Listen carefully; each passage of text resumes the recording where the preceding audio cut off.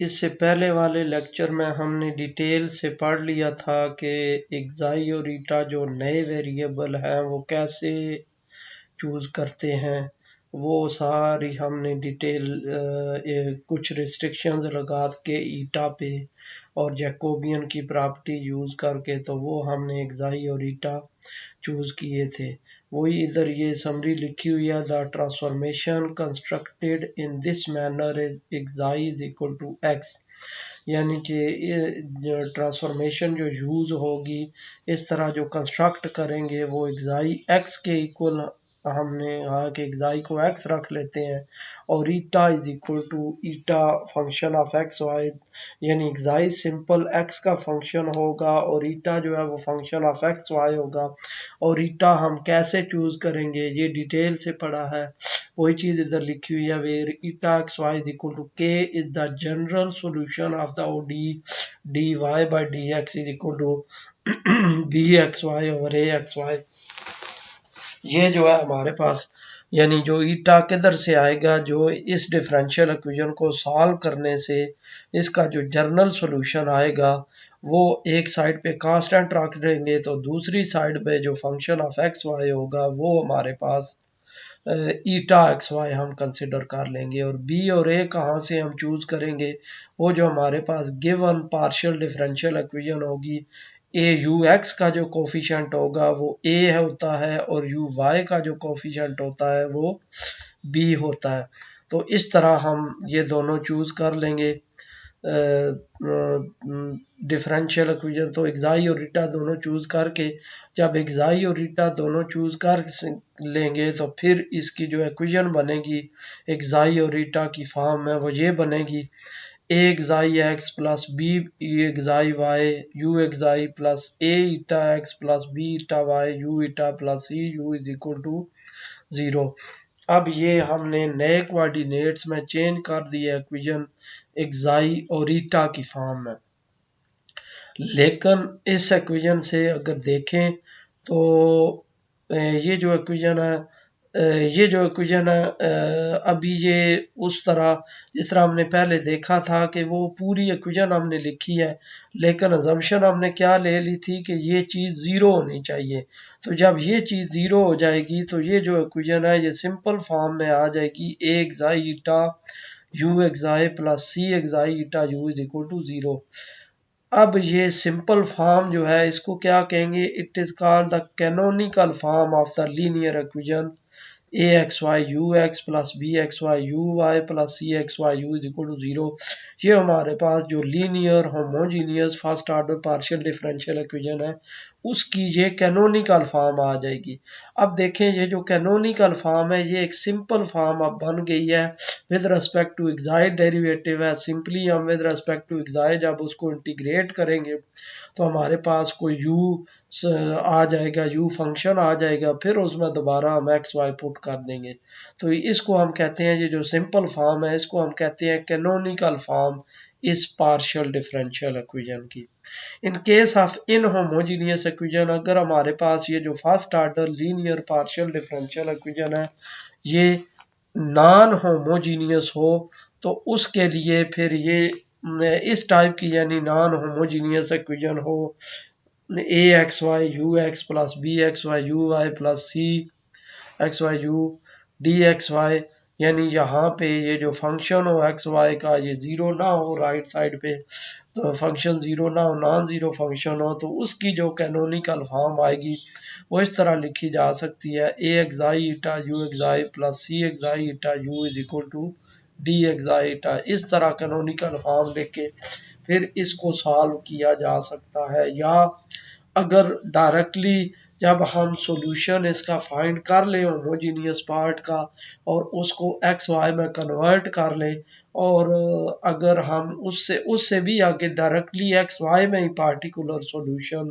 हम फाइंड कर सकते हैं। ज़रूरी नहीं कि इसको उन होमोजीनियस इक्वेशन में दोबारा कैनोनिकल फॉर्म में लिखें, और फिर इस तरह दोनों तरीक़ों से हो सकता है, डायरेक्टली भी हो सकता है या इसी को कैनोनिकल फॉर्म को ही आगे चलाएं और उसका पहले पार्टिकुलर सॉल्यूशन फाइंड कर लें, फिर पार्टिकुलर सॉल्यूशन फाइंड करके फिर उसका जनरल सॉल्यूशन जब लिखें तो उसमें वो दोबारा एक्स वाई रिप्लेस कर दे।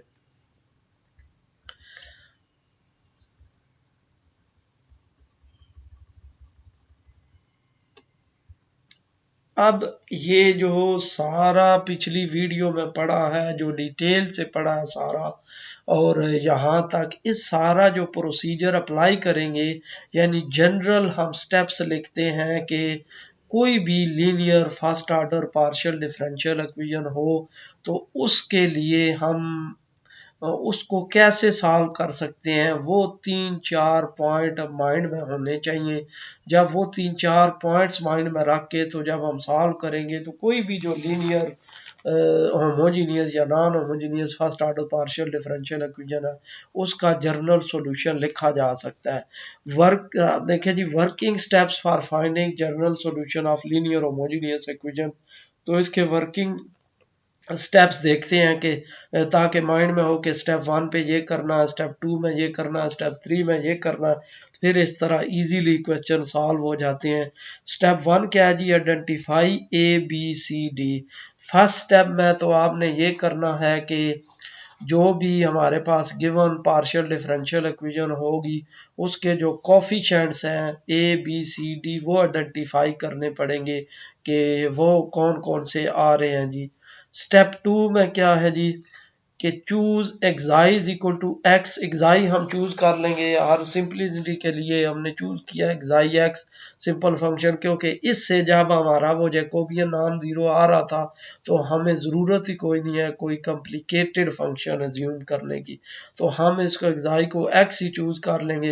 And find solution of d y by d x equal to b over a. तो ये डिफरेंशियल इक्वेशन जो होगी बी और ए जो हमने स्टेप 1 में आइडेंटिफाई किए होंगे वो इधर पुट करेंगे तो इस first order linear ordinary differential equation को सॉल्व करेंगे और उससे for eta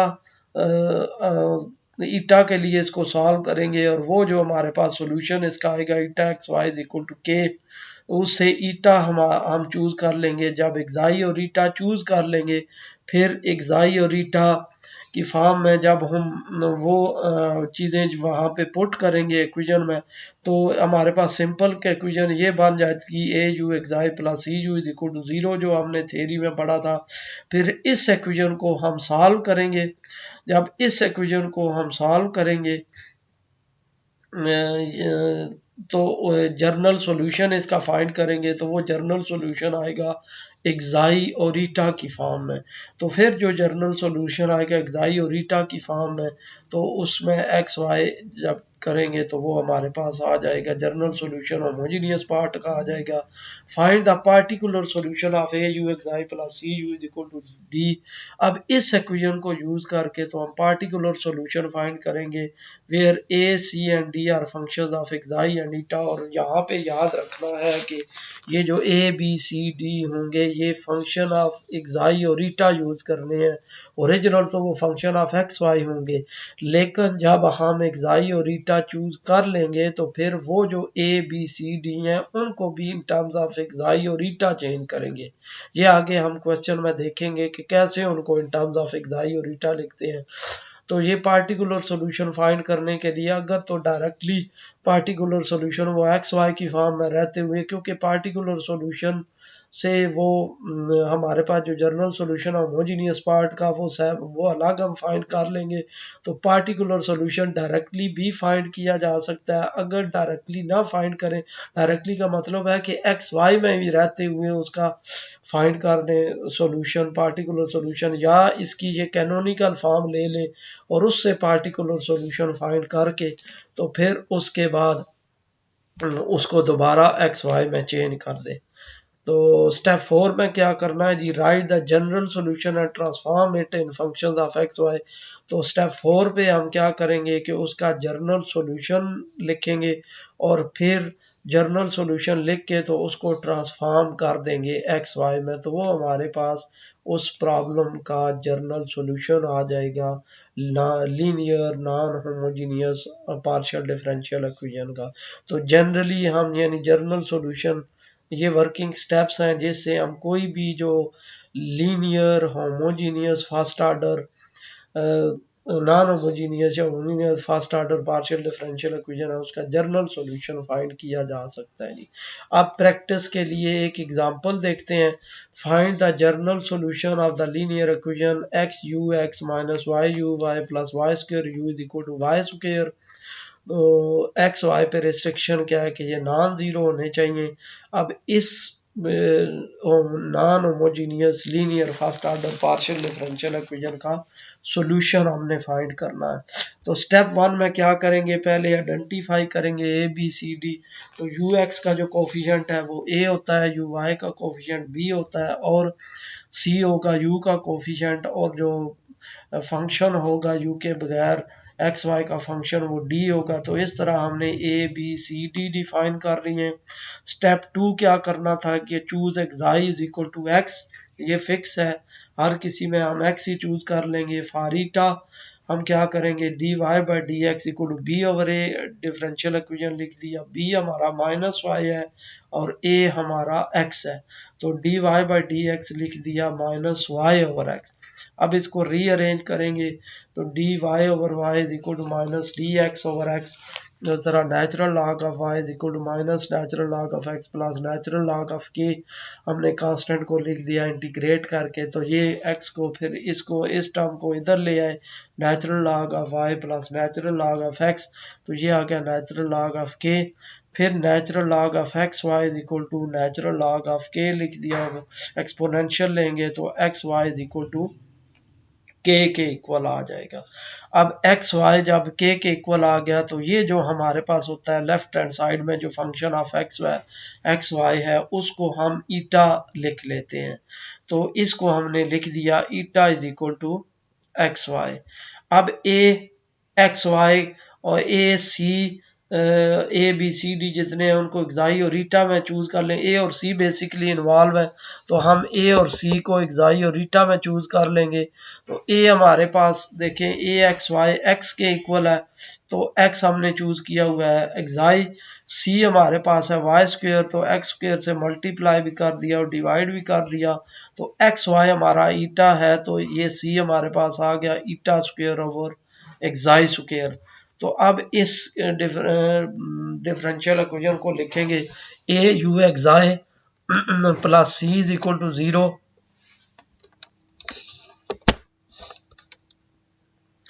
A u xi plus c is equal to zero लिखेंगे। जब इसको ए यू एक्साई प्लस सी, इसमें ए और सी की वैल्यू पुट करेंगे तो ए की वैल्यू हमने एक्साई लिख दी और सी की वैल्यू ईटा स्क्वायर और एक्साई स्क्वायर लिख दिया। इसको रीअरेंज करेंगे तो ये xi cube u xi plus eta square is equal to zero, ये इक्वेशन आ गई। अब इसको u xi plus eta square over xi cube, ये फर्स्ट ऑर्डर हमारे पास आ गई इक्वेशन। तो ये इस तरह भी कर सकते हैं, यू एक्साई इन टर्म्स ऑफ एक्साई है तो इसको सेपरेबल फॉर्म में करके, तो वैसे इसका ये एक्सपोनेंशियल आएगा सी यू आना, यहाँ पे गलती से ए यू एक्साई प्लस सी लिखा हुआ है तो ये सी यू यहाँ पे आएगा, यहाँ पे भी सी यू आएगा, इसके बाद यहाँ पे भी यू आएगा, तो इधर भी यू आएगा। तो जब ये यू इधर लिखेंगे इधर u इक्वल आ जाएगा, ये गलती होगी है, यहाँ पे भी u साथ लिखा होना चाहिए। तो इंटीग्रेटिंग फैक्टर लेंगे ई पावर इंटीग्रल इसका ये जो कोफिशिएंट है ईटा स्क्वायर और एक्साई क्यूब, तो with respect to d xi, क्योंकि हमारे पास जो इंडिपेंडेंट वेरिएबल है वो एक्साई है।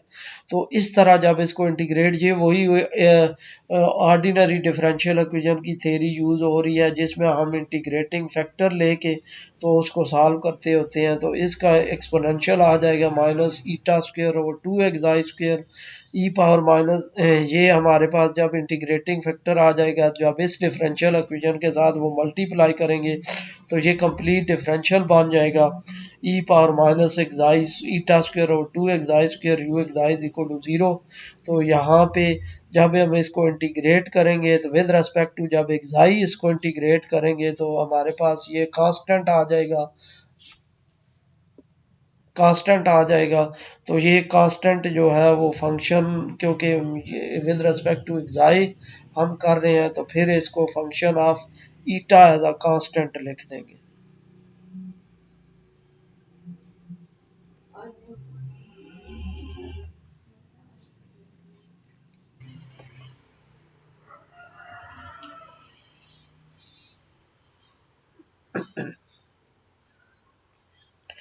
ये इधर गलती से लिखा हुआ है यहाँ पे ये सी लिखा हुआ है, यहाँ पे a u xi plus c u आएगा और फिर इधर भी यू आएगा और ईटा स्क्वेयर के साथ इधर भी यू आएगा। तो ये हमारे पास यू में ये फर्स्ट आर्डर डिफरेंशियल इक्वेशन आ जाएगी विद वन इंडिपेंडेंट वेरिएबल एक्साई।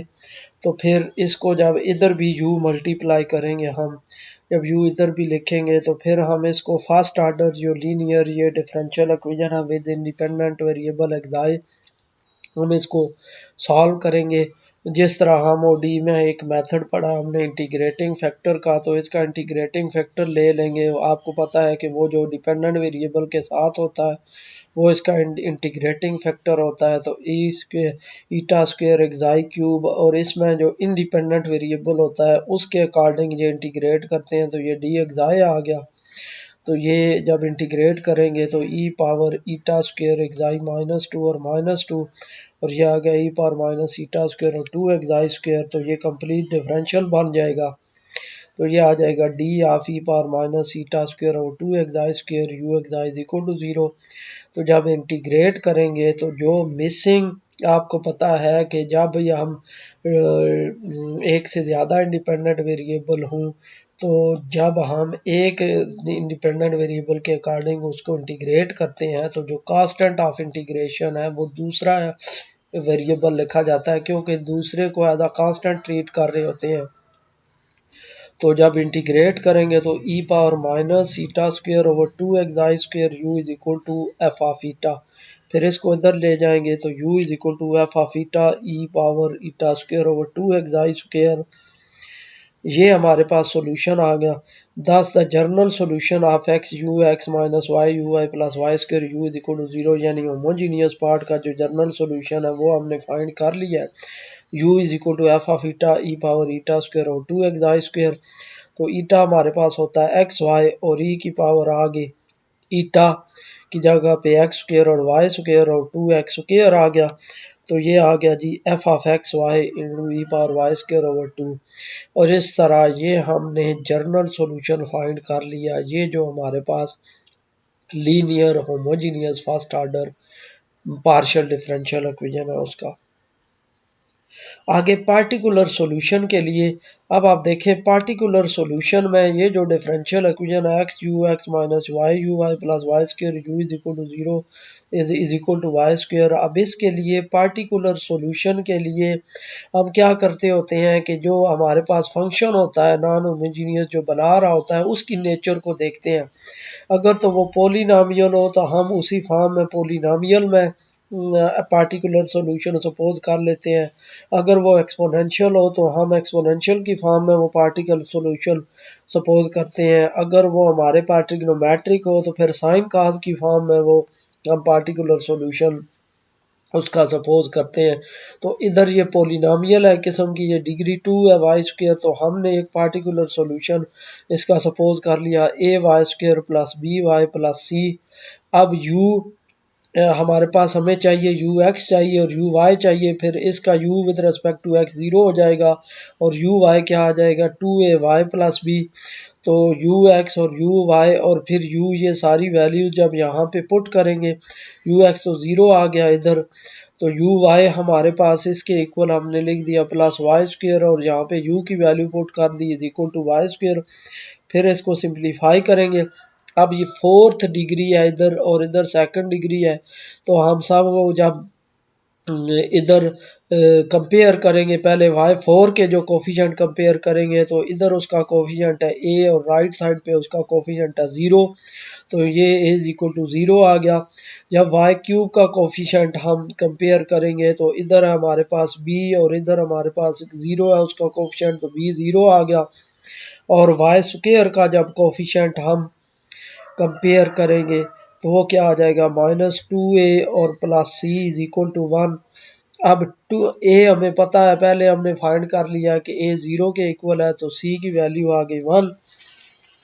इसका मतलब ये है कि पार्टिकुलर सॉल्यूशन जब c इज इक्वल टू 1 यहाँ पे पुट करेंगे तो इसका मतलब ये है कि पार्टिकुलर सॉल्यूशन 1 आ गया। hence the general solution of x u x minus y u y plus y square u is equal to y square। इसका तो जनरल सॉल्यूशन आएगा। हम पहले पढ़ चुके हैं कि जो होमोजीनियस पार्ट का सॉल्यूशन होता है, जो पार्टिकुलर सॉल्यूशन होता है, उन दोनों का कंबाइन करके तो हम उसका जनरल सॉल्यूशन लिखते हैं। तो इसका जनरल सॉल्यूशन ये लिख देंगे u x y is equal to f of x y e power y square over 2 plus 1। तो इस तरह हमने ये जो linear non homogeneous first order partial differential equation है, इसको सॉल्व कर लिया है जी। इस तरह ट्रांसफॉर्मेशन ऑफ कोऑर्डिनेट से ये ट्रांसफॉर्मेशन अप्लाई करके, तो कोई भी जो linear first order non homogeneous partial differential equation है वो इन स्टेप्स को फॉलो करके सॉल्व की जा सकती है।